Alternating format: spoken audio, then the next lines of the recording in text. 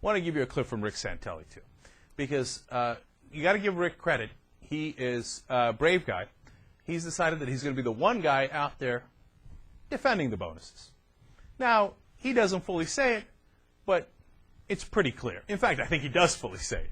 Let's let you watch for yourself. Here he is on CNBC. What do you guys think about the AIG story? What do you think the big issue there is that it's getting all the press? Well, I think, you know, there is I don't know if you've noticed some populist outrage, Rick, about the bonuses, and you got some politicians now. What about the political outrage? There's some political outrage too, right? In what sense? Well, I mean, it seems as though the administration really hit this one head on. They're not happy about it, right? The president has registered his anger. Big time, right? When you say big time? The Fed chairman says he has slammed down the phone a couple of times. Now, think about it this way. Maybe I'm missing something, but the outrage seems to be about M's. Millions of dollars, right? $165 million, okay? But I would think that it should be looked at as a pretty big positive, because when you go from the M, maybe you should try to go to the B's, which is the billions of dollars, and maybe that's going to even enlighten for the T, trillions of dollars. You know, 165 million is like worrying about 16.5 cents, while 165 maybe necessitates a little more outrage. Hey, Rick, what do you guys think? I think the real idea here is just the idea of rewarding bad behavior, which is something you've spoken out against in the past. No, but I guess what I'm saying is order of magnitude. Don't you think that this dynamic, that the average guy reading his newspaper is really starting to be in tune with this, and I think bonuses really strike a chord as to the dynamic you're talking about. But there's many degrees of intensity if one really wants to shine the light on the money that's being scrutinized. You know, there's M, there's B's, and there's T's. I just want to know what people think. Now, that seems curious, doesn't it? It appears that he's saying, $165 million. What's the big deal? Come on, that's like the equivalent of 16.5 cents. Now, is he saying that they should get the money? No, I guess not, but he does seem to be excusing it. And later I saw him say, yeah, look, they got contracts, and you can't just get rid of the contracts. So is he defending them? Oh, please, of course he is. Of course that's the inference here.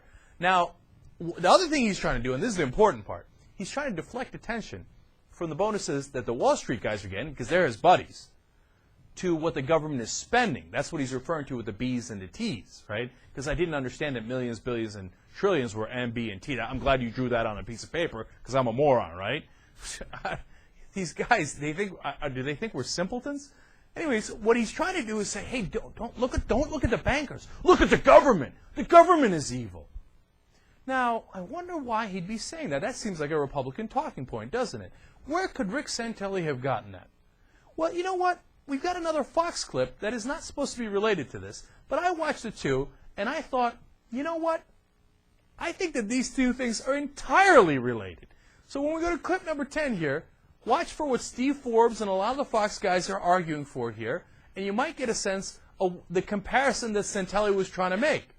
All right, let's watch clip number 10. Who is behind the biggest money scam ever? That guy on the left, Bernie Madoff, and the other con men of Wall Street, or the folks on the right, President Obama and his buddies inside the Beltway. So you think Bernie's $65 billion Ponzi scheme is the biggest scam ever? Think again. Steve Forbes says President Obama and his friends in Congress are ripping you off more than Madoff ever could. Steve? Well, Bernie Madoff is a criminal. He's going to spend the rest of his life in jail. Family is going to go with him. That's all to the good. But in terms of what the current administration is doing, in terms of the cost they're applying to the economy, hitting businesses, small businesses with new taxes, taxing capital, wasting tens and hundreds of billions of dollars, that's going to do more economic harm than Bernie Madoff could ever dream of doing. Quentin, who's worse for the market, Bernie Madoff or the folks in D.C.? Wait a minute, didn't we just have somebody on the air saying how terrible cynicism is? Comparing the American government to an ongoing criminal enterprise is just silly and wrong, and more cynicism than anything I can imagine. Now look, yes, the government is spending a lot of money. A lot of money has gone south. The roots of this whole conflict, this depression we are in now, is a banking crisis. You forget what happened in September and October when the biggest interest rate in the world tripled, when companies couldn't fund themselves overnight, You have to throw a lot of money at that problem. Companies are still scared and not spending. They need a long work through. The banks need a long work through. People need jobs in the meantime. That is meaningful spending. Mike Ozanian, just one statistic. I'm not going to get buried in weeds, but just one stat. Medicare alone wastes in fraud or waste $50 billion a year. So one government program wastes as much as Bernie Madoff. Well, look, as my editor Bill Baldwin pointed out, Madoff's scam is about $20 billion. Barack Obama's Ponzi scheme is $2 trillion. And if you look at how they work the schemes, they're very similar. Both falsified their returns. Obama has overinflated what the GDP is going to be, the economy, how much it's going to grow. Even the Congressional Budget Office has said Obama's numbers are way inflated. And to pay for that, he's got to bring in a lot of other scamsters, Obama does, which in this case really are taxpayers. Gee, I wonder where Santelli might have gotten that idea of millions versus trillions. You hear what the so-called analyst on Fox News just said? He said Obama's Ponzi scheme is $2 trillion. Okay? So what Santelli is doing is pushing this talking point by the Republicans. Don't worry about what the bankers are getting. That's not important. Let him just keep taking the money. No, the real problem is the government.